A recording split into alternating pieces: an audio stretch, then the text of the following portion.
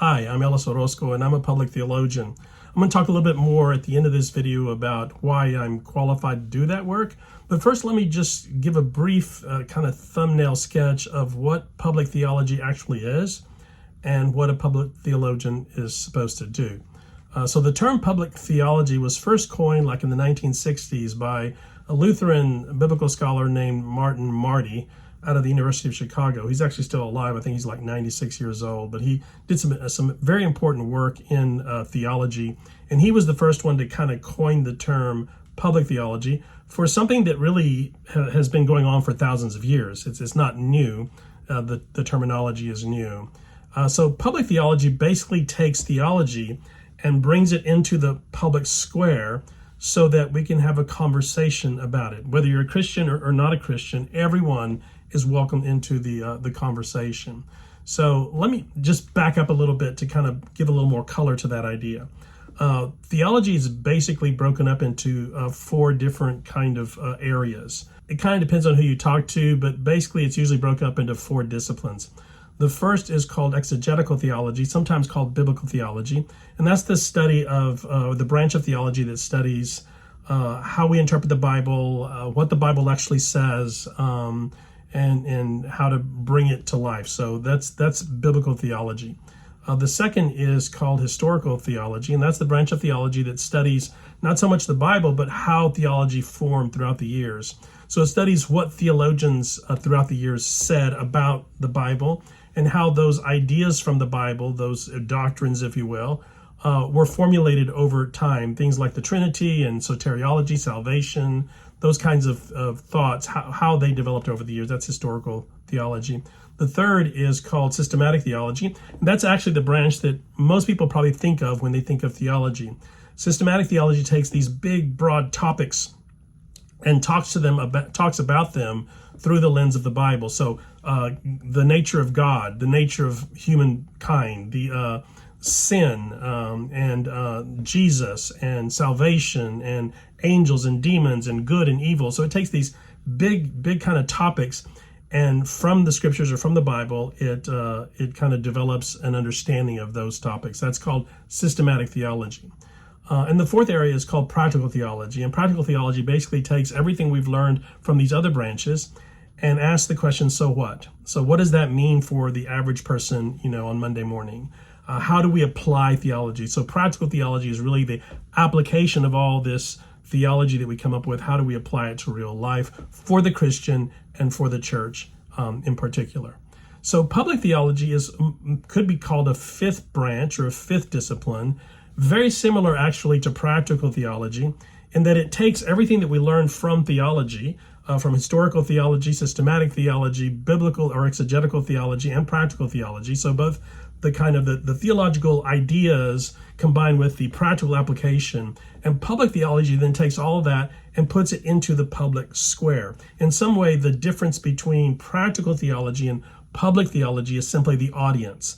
Practical theology tends to speak about God to the church and to Christians. And even when practical theology speaks to, say, the public or the general society, it's almost always, without fail, speaking about theology to the society. So what public theology does is it takes all that we learn about theology and it brings it to the table in the public square, if you will, and wants to start a conversation. So in public theology, we don't speak theology to society. We speak about theology with society. It brings all of the ideas of theology, the biblical perspective on all kinds of different issues that are important to all of us in the society. And it invites people, both Christians and non-Christians, into a conversation about those ideas. So in other words, public theology is theological engagement and dialogue with the larger society. It's Christian theology speaking not to society about God, but with society. And that is done by presenting the Christian theological perspective, right, or position on any given subject that we're dealing with in society, things that are important to all of us. So it presents this kind of Christian biblical theological perspective on it, and then invites people to critique, to debate, to talk about these things at a deeper level. So at its best, public theology and the public theologian seeks always the welfare of the greater society, and seeks to create, from a biblical perspective, a society that is fair and just for all people, Christians and non-Christians alike, by engaging the issues that are issues that are common interest to all of us. So that, in a nutshell, is what public theology is. That's what public theologians do at their best. They're seeking to make the world a better place by having these conversations in the public square. So you might ask, well, why am I qualified to do this? Well, I'm not sure that I am any more qualified than anyone else.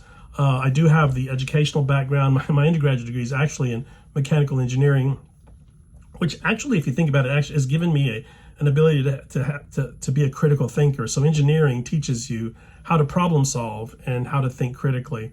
But my postgraduate degrees are in theology. I have a Master's of Divinity, which is kind of the pastoral theology degree. It's the degree most pastors get, and it includes a lot of theology in there, biblical interpretation. And I have a doctorate, also a doctorate of ministry from Baylor University, Truett Seminary, and that's in preaching and biblical exegesis. So basically, my doctorate is in biblical interpretation, how to interpret the Bible, and then turn that into an effective sermon or message. And so that's my educational background. But honestly, more important than that, for me, a bigger qualification for me is that I have been a full-time pastor for 32 years, which means that I have had hundreds of people as their pastor, invite me into their lives. Hundreds of people that I have gone through life with as a spiritual leader, as a friend, as a pastor. So I've been there in the hospital waiting rooms, waiting to hear if a loved one has made it through the surgery. I've been there in the funeral homes, holding people's hands. I've been there. I've had to be the one to tell a mom that she just lost her 42-year-old son. I've been there in the room when a mom and dad found out that their 18-year-old son had drowned and was gone.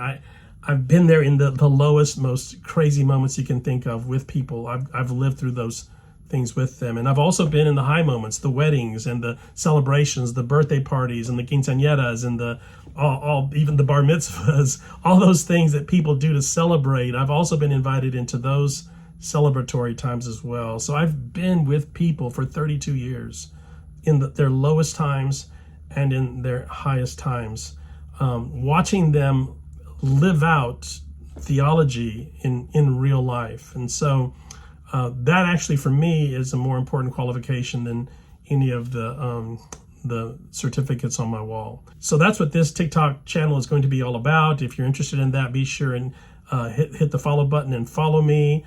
I hope to do this regularly, and we're going to be talking about all kinds of great things. Now in the next video, I want to go a bit deeper into how exactly we engage in public theology, how we engage in the dialogue, and some basic rules for having that dialogue. These first videos are going to be a little bit longer than most videos. Most videos I'm trying to keep to 3 to 4 minutes. These are going to be a little bit longer because they're going to be videos that I'll point people back to get an understanding of what my channel is all about, what this conversation is all about, and also how to have this conversation in a way that is civil and is respectful of all people. So if that is of interest to you, be sure you follow me, and I'll see you next time.